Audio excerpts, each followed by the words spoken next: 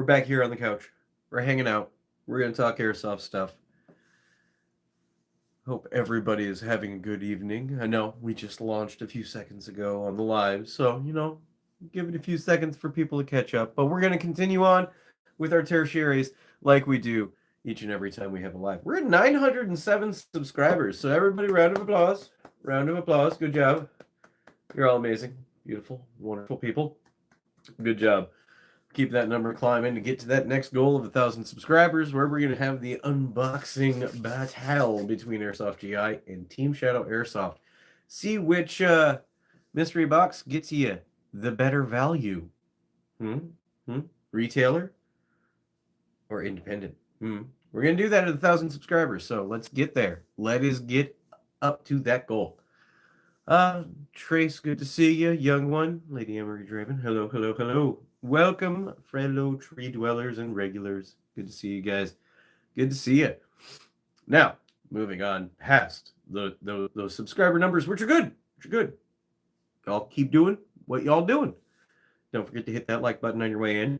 And, yeah. So, don't forget, also, there is a pinned comment down below. It's a link to the Discord Task Force Shrubbery. Come on over there, hang out with other weirdos like me, talk airsoft goodness, video game nerdery, and movie stuff. All sorts of great jazz. We do all sorts of fun activities over there. We do watch parties and stuff. It's Discord exclusive stuff. It goes on. You get behind the scenes info on the channel, and that's also where you can order your merch, Squirrely Nuts Airsoft patches, Roadkill rags, and custom tie-dye shamogs. Support the channel. Go join the Discord. Get your stuff. And have a good time. Also, great, helpful, awesome people over there if you got any airsoft-related questions. Great group of guys. Also, it's a couple weeks away, guys. Couple weeks away. Operation Shadowlands 2025. No, I'm not going, but I'm still going to give my boy a shout-out. I'm going to still help him get the name out of this event. Make sure you go get your tickets. If there's any left, it's only a couple weeks away, guys. Operation Shadowlands down in Charleston, South Carolina at Airsoft Charleston. It is a great event. I was there last year. Really upset that I can't make it this year, but the rest of my guys will be there. So go support this upcoming event. Go out there, have a great time. Pick your side. Read the story. And how are you going to survive the apocalypse? Go get your tickets for Operation Shadowlands 2025 right now. It's only a couple weeks away, guys. Do it. Now, tertiary is complete, I would have to say. I did... Oh, nope, almost forgot. Damn it. I forgot to put the link in this one. Cutter, if you're in here, I saw your name pop up earlier. Go ahead and drop a link for your patch raffle. Make sure you go over to Cutter Airsoft. Check out his patch raffle. You order a patch. You're helping raise money towards a good cause. He's raising money for veterans for Airsoft. So... Cutter Airsoft is the name. Make sure you go to his channel, enter that patch raffle, get a really cool patch, and a chance to win a really cool custom-built Cutter AK replica.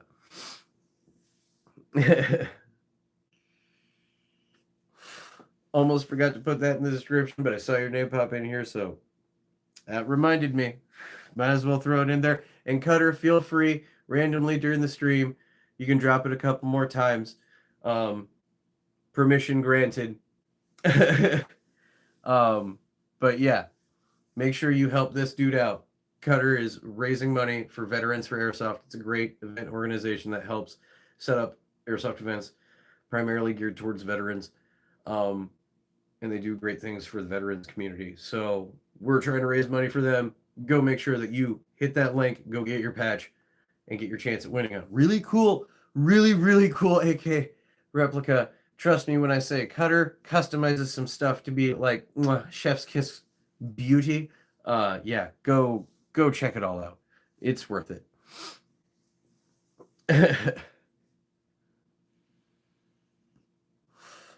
It is worth it. Now, before we get into the theme, the subject of tonight, which could be another nice little heated debate, we're gonna get... I'm going to address what happened last week. Sorry, not sorry. If me being honest on this channel means I have to be aggressive like I was last week sometimes about some subjects and showing my passion, I guess that's what we're going to go with. So I guess moving forward on these lies, if you're easily offended or potentially going to be called out for being just stupid, it's going to happen. So moving forward. Moving forward. Now, the subject of tonight is, I put in the title, should launchers be allowed in Airsoft? I think they should. I'm going to start this off right now. I think they should. Wholeheartedly should. Obviously, we wouldn't be chatting about this if I didn't. But the reason why I phrase it like that is most of you in the Airsoft community have known that a lot of launcher-style replica devices are either outright banned at a lot of fields or heavily restricted, minimalized use, things like that. And there are some parts of it I agree with, some I don't. But let's start this off. I want to hear y'all's opinion. What do you guys? How do you feel about what you would call launcher replicas in Airsoft? That would include like underbarrel grenade launcher replicas, shoulder fire launcher replicas, like the whole gamut of that thing. It would be the anti-vehicle, anti-tank style things. And sometimes these are anti-personnel things. So I want to get y'all's opinion on this. And we're going to tap on a few things connected to it. Obviously, about specifically the banned things.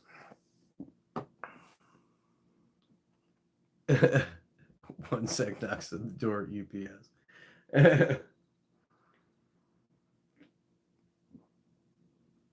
But I mean, like I said, I'm going to start this off by going, I initially think they should be allowed in a lot heavier use than they are. Jason says yes. Cutter has something to do with UPS showing up at his house. Good packages, yay. Nerf Whistler launcher, yes, please. Okay. Here's a shipment from GI coming. Launchers should be allowed. Yes. Yes, Premtech. Yes. I mean, I wholeheartedly agree. They should be allowed.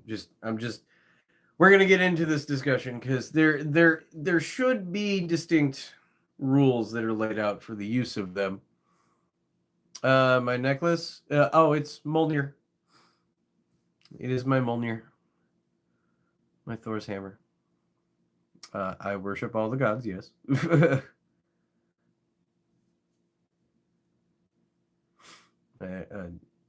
But anyway, not here to discuss religion. But anyway, launchers should be allowed, but there is rules and stipulations that do need to come with them for obvious safety reasons. Launchers should definitely be allowed. I think there's going to be more of an overwhelming push for everybody agreeing that launchers should be allowed. Now, and I again wholeheartedly agree with all of this, but it's everybody else that kind of agrees that it isn't. Obviously, field staff and users have to be conscious about what ammo they use for their launcher. Now, this is where I'm gonna let's segue into this. Okay, I personally believe that besides minimum engagement distance problems, with launchers, because I've seen many videos of people at like a 0 med or within 5 feet use these things, and it never ends well, regardless of what type of launcher ammo you're using. But with that being said, I personally believe that it should be restricted to all shower shell based ammunition, with limited to 0.20 or less weight for BBs. Like the rubber plug top style, or the ones where it has like the Ace Tech hives.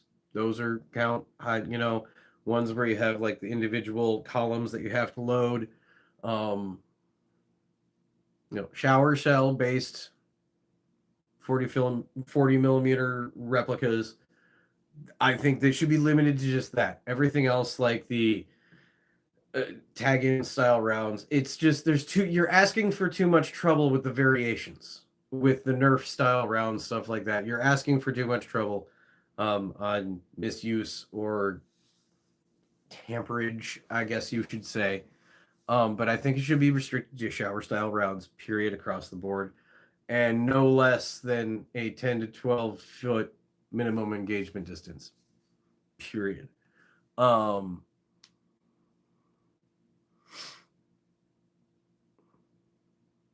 Yeah, like I said, Cutter, like I was starting with this is like restricted to shower style rounds. 0.20 weight BBs or less. No ifs, ands, or buts. It's ammo restrictive and round restrictive. Obviously, the style of 40 millimeter replica rounds that are banned should stay banned. Those 40 mics and those new Crytex, those are going to get banned like immediately. I know they are, but those 40 mics, it's stupid. You shouldn't be like dropping that many BBs in a straight stream. No, it is. Pyros and launchers can cause a lot of trouble with improper use. Yeah, or in general. Agreed. That's why, I'm sticking steadfast on, I say, to really help control what would probably be what people would say would be the issue with launchers. Literally restricted to shower shells. Shower shells, period. Like I said, the plug top, like the ones I have, it's just dump BBs in, a little rubber top or a piece of tape. And that's it. It's like a buckshot shotgun. And 10-foot minimum engagement distance, totally fair, because that's about max range on those things is about 10, maybe 15 feet tops. So by 10 foot, safe to just get hit with like a big hail of BBs essentially at a reduced speed by that point. Because they're not coming out of type bore barrel. It's just kind of like a but yeah, 10 feet minimum engagement distance, restricted shower shells. The one thing that I want to use these the most for would also automatically get restricted just based off of med is can't use them in stairwells. Sorry, guys. But I think those base items, shower shells restricted to 0.20s or less BB weight, and 10-foot minimum engagement distance, period, across the board. I think that would solve a lot of launching issues. For base 40 mil style launchers, this is where we get into the complications of the launcher conversation. IWA mortar with cluster shells. See, this is like I just said, where I stopped it right there. That's with the 203 style 40 mil replica launchers. That's not even tapping on the shoulder fire launcher replicas, or like Ackrite just mentioned, the mortar style launcher replicas, which I totally forgot. Now just became a thing.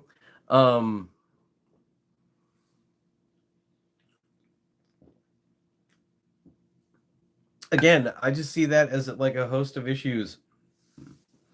And still, I can see the Gustav being a host of issues, considering it's a hollow ball that's like this big, filled with BBs. Shoulder fire launcher replicas are only for building and vehicle. Period. Just because of what they're potentially firing.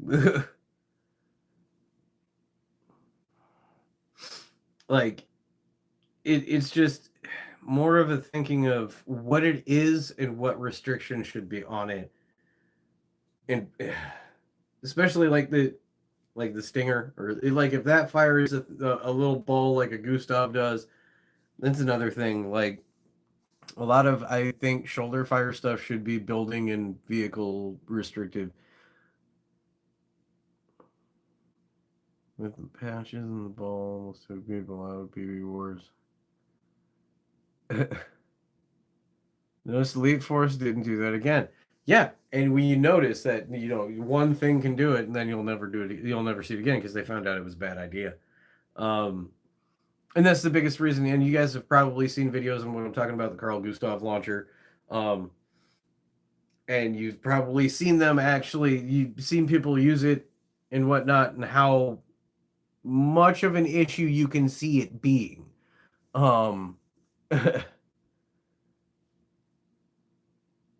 They used it like a shirt cannon for patches in the crowd. Yeah, no, see, that's just something that if you can use it for that type of use, you shouldn't use it in airsoft. It's just common sense.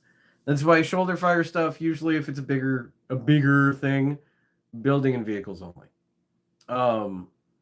But yeah, anything that would be like 40 mil replica style launch, shower shell restricted 2.0 or less weight BB, and you can only reload those at spawn, not in game, at spawn. Because trust me, being able to reload gas and like regas and stuff on the field, if you had cover to just constantly run through grenades, that would be unfair. So could only reload it at spawn. Let me add that other caveat on there. Because I know there's some effective airsoft teams out there where they would be in the middle of some big airsoft event firefight, and they would hold cover down so a grenadier could reload stuff. So yeah, only be able to reload grenades at spawn. Another caveat rule to put on that to add control. Because that would just be ridiculous. If you really get into that, that would just be unruly ridiculous. That is a cheat code that doesn't need to exist in airsoft. So yeah, that's why we restrict that to ouch if they're using PVC patches. From what I understand, Prime Tech, they filled the hollow ball of the Gustav with patches. If I remember what I was told.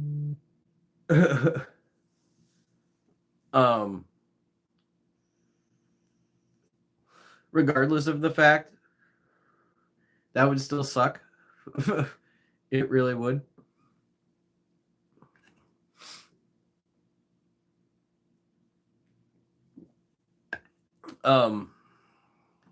Yeah.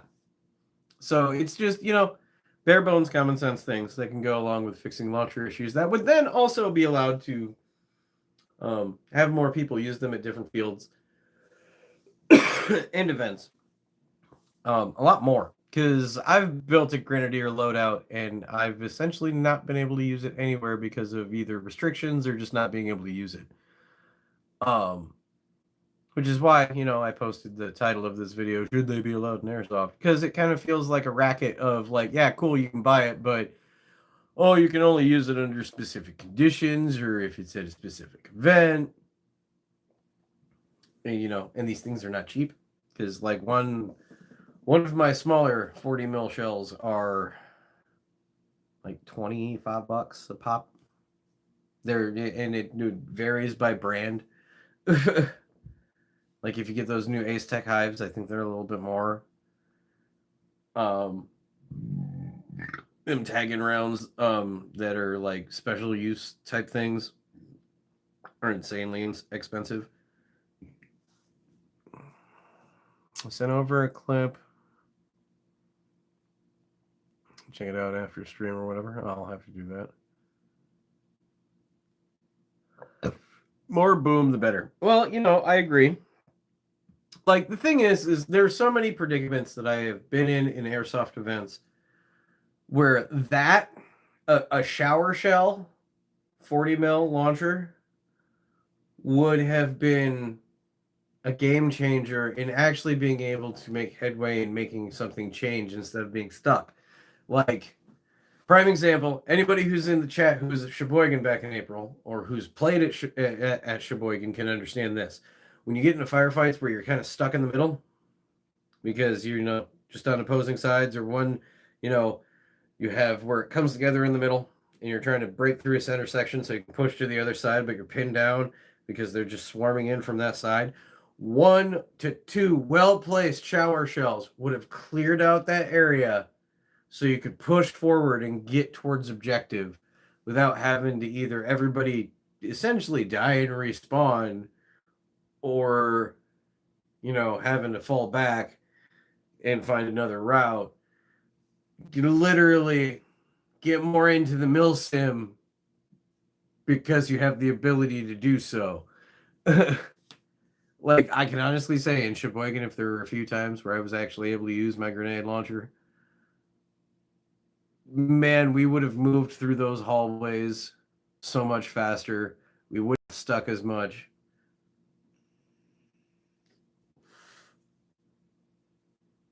And then you come into the issue of if you get the opposing team who also has a launcher, and then it turns into essentially a tank war between your two grenadiers, which could also be fun. Don't lie. I'd be down for that, actually. I really would.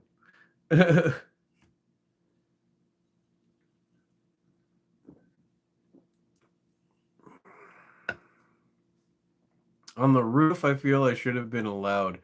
Oh, and I'm not talking pyro grenades, Ghost. I agree too. You should have been allowed been able to use pyros on the roof. But I'm more talking like green gas CO2 style fills, which also, yeah, dude. If we would have had those on the roof, we would have been able to actually make headway onto the roof.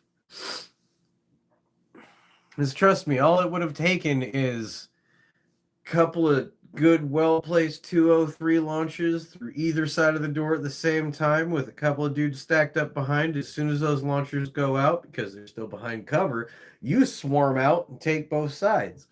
And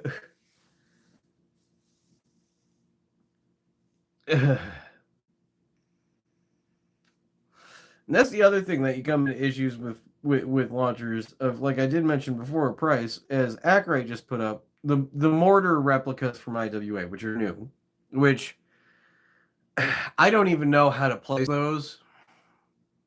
I need to go back and look to see exactly how they function, because cool concept, but really extremely limited use. $40 a piece though. Ouch. Ouch.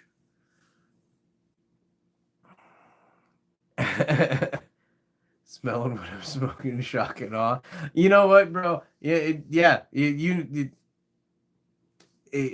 would have worked. At my local field before they close, what do we got, Matt? And let me before it scrolls too far fast.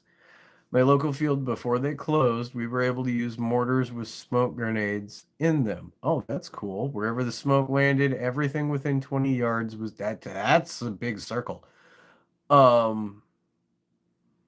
Everything within 20 yards was dead, which for okay, was awesome. Built one out of my. You know what? That is super cool. You know what? For mortars, I'm down with that idea.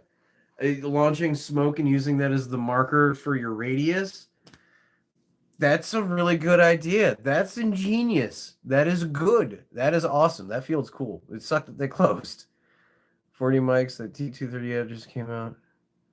Not gonna lie. Well placed for $40. Better hit something. Damn, that price hurts. I didn't know T238 came out with some 40 mic stuff. I'm gonna have to take a look at that. I mean, they're not a bad company, really, for being lower price options on things. And I do have, like, honestly, I'm not. My experience with T238 right now is primarily their tracer and like motors and stuff. Their brushless motors, solid. Their tracer, personally trash. I don't like their tracer at all. Oh, and Cutter sitting over there opening box of goodies. Good for you. Good for you. I'm glad that you're having fun opening your box of goodies.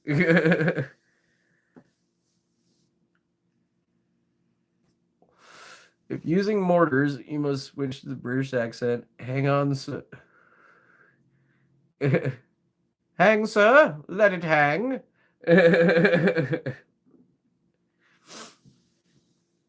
I mean, why'd you have to say that, Ghost? Because I just literally, the British accent thing alone is just literally finishing a show called Rogue Heroes, which any of you out there like watching stuff that's based on actual history, like obviously it's embellished a bit for the show, but it's based on a book that's based on actual history of the creation of the SAS, the British SAS, which are the British badasses. Like those guys are no joke. Go check out the show Rogue Heroes. It's amazing. And you talking about mortars in a British accent, there's a scene in there with British accents and mortars. Yeah, go that show is amazing. Go check it out.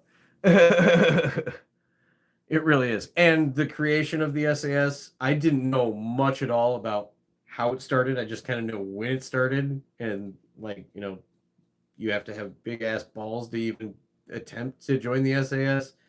But watching the show and learning how they started, those dudes, holy shit, badasses to the core. Like, wow. That's all I gotta say. Go watch the show. But anyway, I agree, Ghost. Yeah, hang, sir. Let it hang. I mean, if you're gonna launch mortars and airsoft, you gotta have a lot of fun with it and make it as ridiculous as possible, right?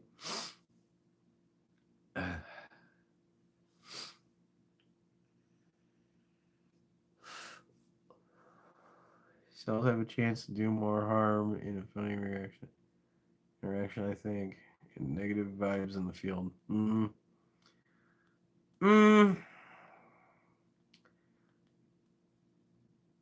I agree, disagree. I mean, that's why, coming into this stuff, you gotta think, we gotta think, Cutter, of like blanket rules across the board. 65 pops, practically have tracers built in. Yeah.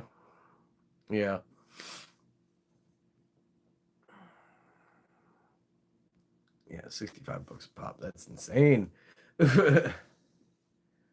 Insane. But yeah, it's you got to think about the cost effective, and that's something that you really got to think about when you get into launchers and airsoft is how much are you actually going to use it.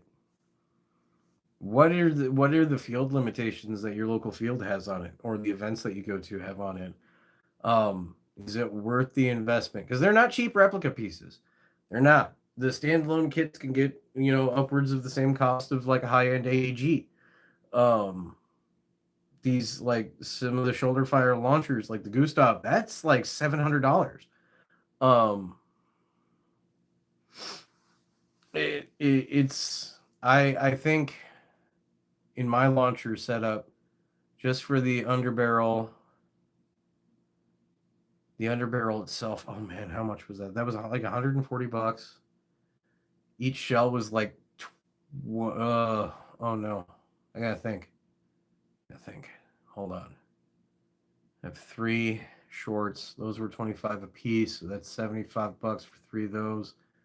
And then my talls, I have 3 of those. Those were $35 each. So 70, it's 105.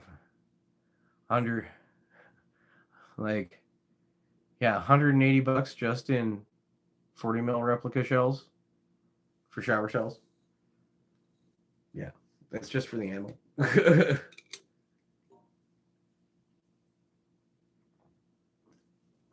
Oh, I didn't prep another beverage. Oh no.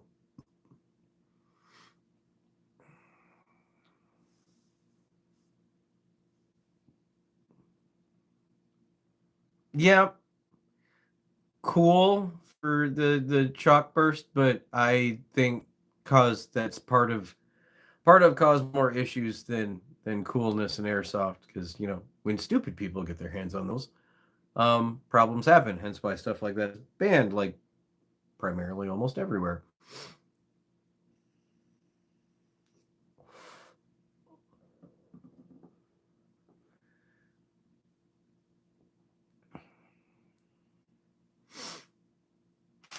Reminds me when the community was teased on the belt fed. Oh, ha.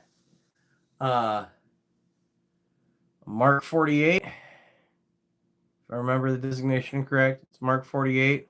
Yeah, it's a belt fed grenade launcher. used by the U.S. military. Um, would be cool, but I can see problems with that. That would be like a Milsim West event only type use type thing. Like, man, and the expense just to run it would be insane. People think like, yeah, it would be cool to exist, but the price tag on alone, you're probably looking at like $4 to $5 grand. Um, and then just to run it, operate it, and if we're talking that you use tag-in rounds with it, the that have like the more sim stuff, I think it would be cool, but man, I could see people have problems with that big time. People would throw fits. I, it really would, but very, very, very few places I think would even allow that to be used or even use it. Because even from like an NPC standpoint of just something that would go around and randomly fire at everybody, it just feels unfair. Because you're thinking of going from somebody with an underslung like 203 or something, right? Where you get one thunk, and then it takes a minute or well, not a minute. Like if you know what you're doing, it doesn't take long, but still, it's like reload time. With Mark 48, it's dunk dunk dunk dunk dunk dunk dunk dunk dunk dunk until the belt runs out.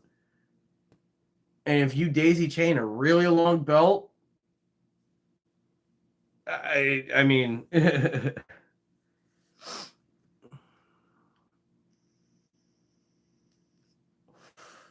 It would have to be mounted to either a vehicle or a helicopter, like said in chat. Yeah, Prime Tech exactly.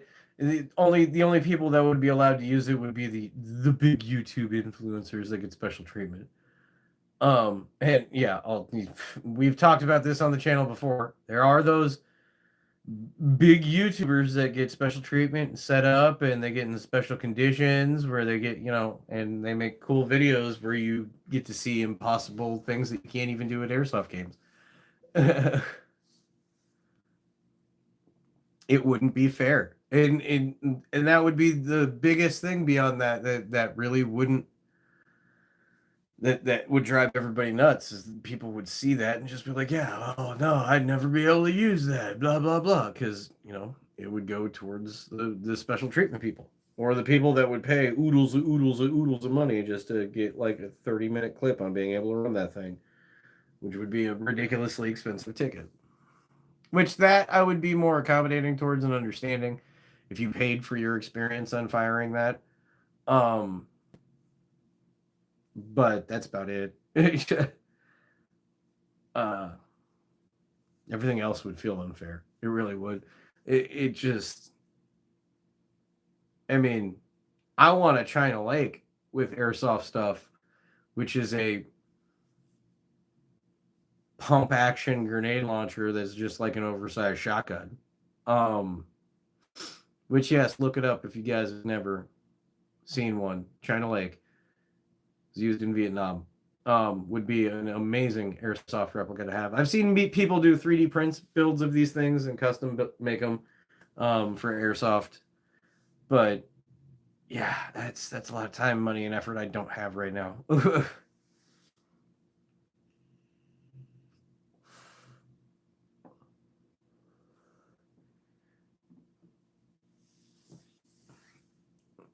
Yeah, I saw somebody on a hop up selling a 3D print 40 mic shotgun. Yeah, they're called China Prime Tech. It's called China Lake.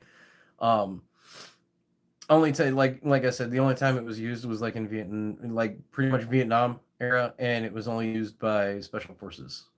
Um, very limited use. And if I remember correctly, what it is it's 4 total load, 3 in the tube, 1 in the chamber,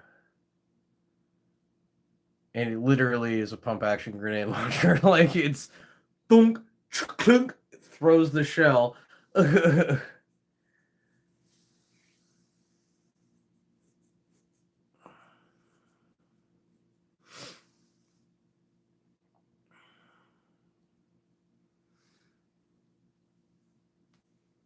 But yeah, that's what I would want, really.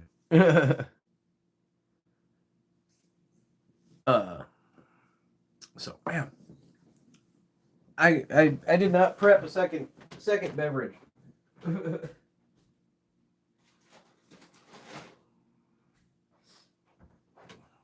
And these conversations usually go longer than one soda.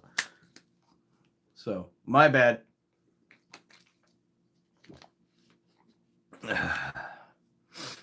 I mean, other cool uses for shower shells is, people that made those 3D printed like super shotguns from Doom. Because the size is right. I mean,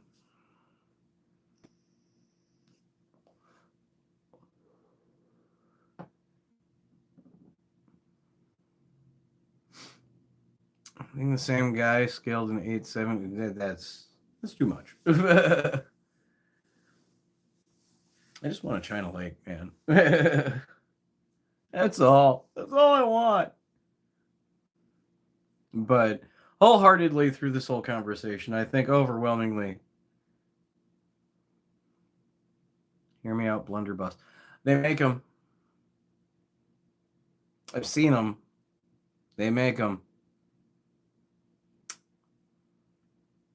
Good luck. I mean, I have seen them. They're rare, but they do make blunderbusses.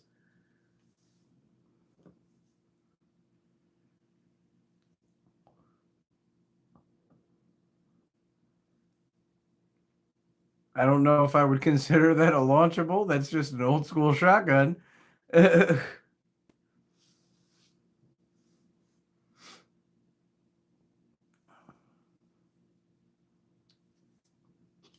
not disagreeing with this.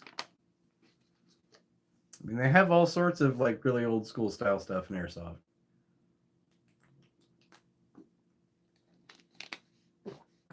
The thing is,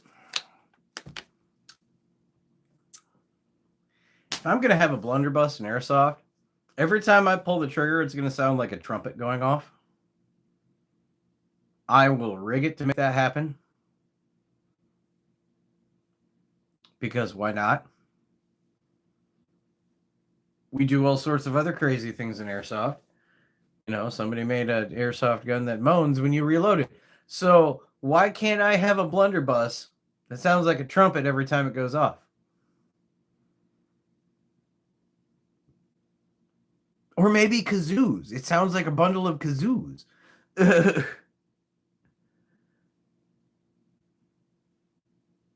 Or a duck quack. I mean, come on. The possibilities are endless with a blunderbuss for silly noises. I mean, honestly, all launchables nowadays. An Airsoft 40 millimeter shell that launches rubber duckies. Hear me out. Hear me out. Rubber ducky soft. 40 mil shells. Yeah, there we go.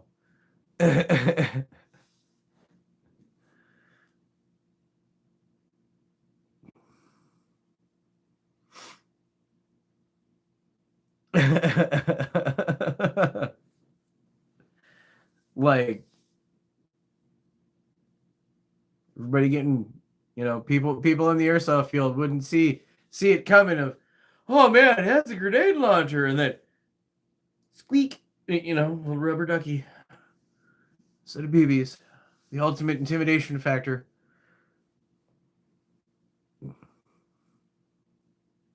Quackify my launcher. Oh, it's great. I mean, I've seen guys that, what was it, Mere Tactical? They have a tactical duck that's a rubber ducky that mounts on Picatinny. So, I mean, it's only natural that we take it to the next level with, quack launchers. Makes sense. We can call it the 20Q.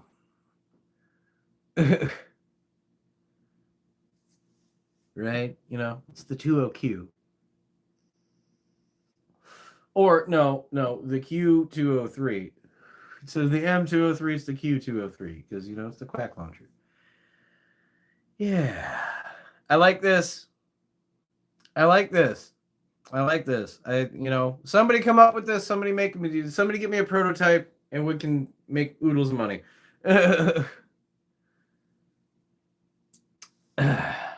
See? Things that happen.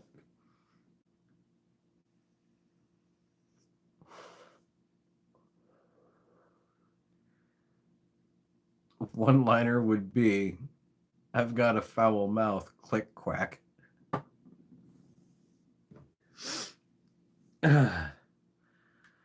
Would that have to be said with an Arnold Schwarzenegger voice when you do that, Prime Tech? Because it just feels like, you know, I've got the foul mouth. Like, it just feels like, yeah, Schwarzenegger, that hand grenade that looks like a rubber duck wearing a combat helmet. You call it Tactical Ducky. If you have a squad of them, does it become a flock? I mean, by logic, Ackright, it would dictate get to the quacker.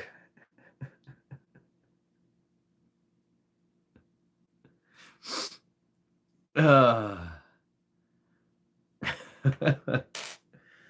think I unleashed a beast here in the chat of all the duck jokes now, from launching rubber duckies out of a grenade launcher. I mean, sometimes these ideas, they're just $1 million ideas that write themselves. It just, last quack standing.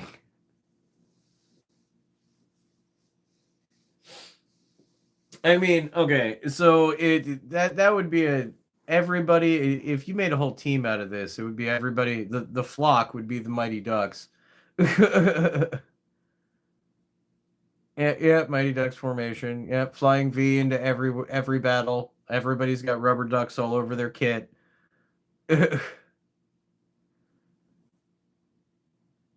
Like, go full 9 with this. Like, just do it.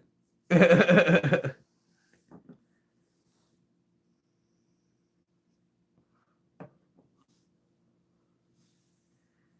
the bad, the quacking. My wings got clipped. Oh man, Jason, you came back at like the worst time. You've missed like the best of all the jokes so far. They're still going though. Jason, to catch you up, this hear out this idea.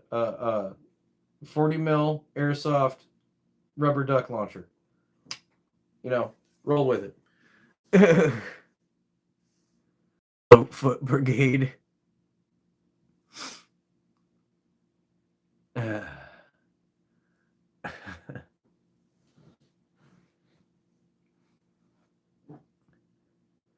I mean, you can also call them the witches because if they float, you know, if you want to go with that dark reference. Night honkers. Did this just segue from talking about launchers in Airsoft into joke-based Airsoft team jokes? Did we just do that?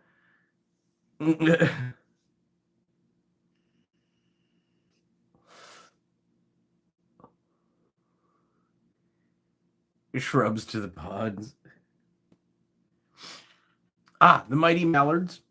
You know, there you go. SEAL Team Quack. Quacker Force.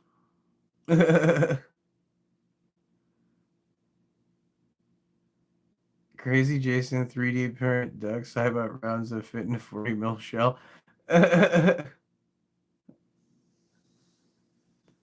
What did I do? This is what happens when I present ideas to the Airsoft community. You guys just take it, run. Come up with one joke. One joke.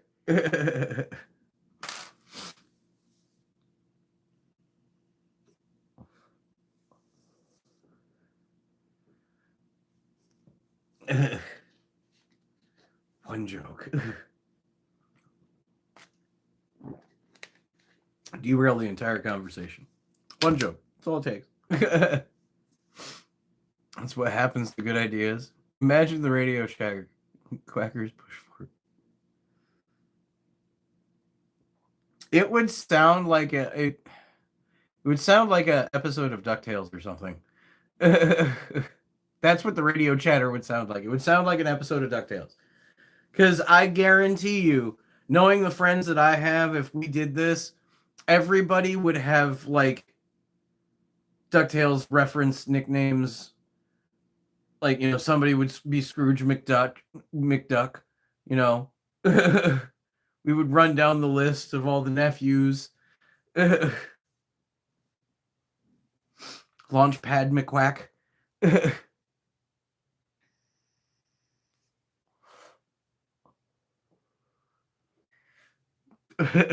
Great. Now the theme song is stuck in my head. You're welcome to everybody who knows. If you know, you know. And then I guess they've remade it, but still, no, the old school DuckTales, man. That's where it's at. Actually, no, that's what we'd have to call the squad would be the DuckTales. And now it's stuck in my head too. So, you know, I mention it, it happens. DuckTales, woo!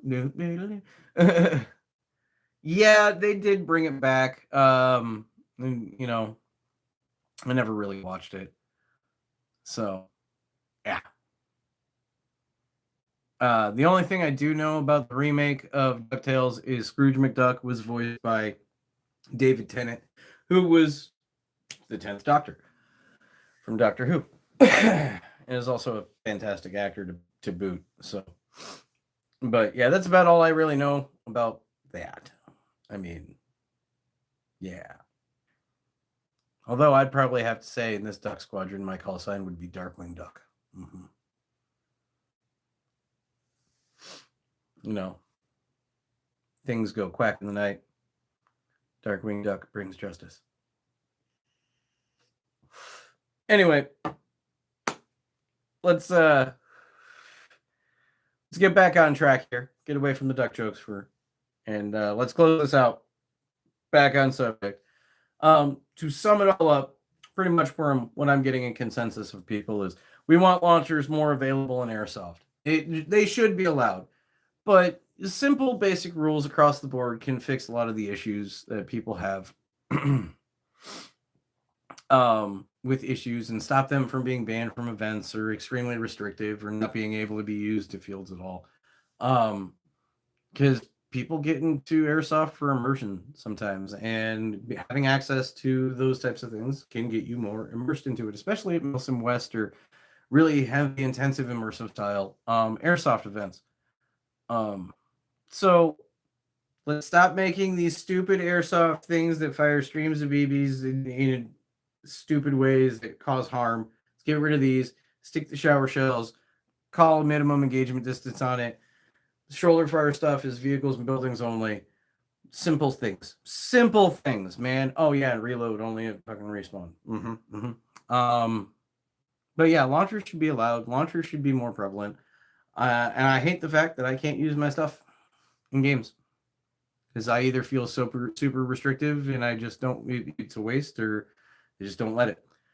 So it's a shame, but I think it should change. And I think what's going to make that change is this awesome community that we're all a part of right here, gathering together and getting behind a movement to make it change and telling everybody that they should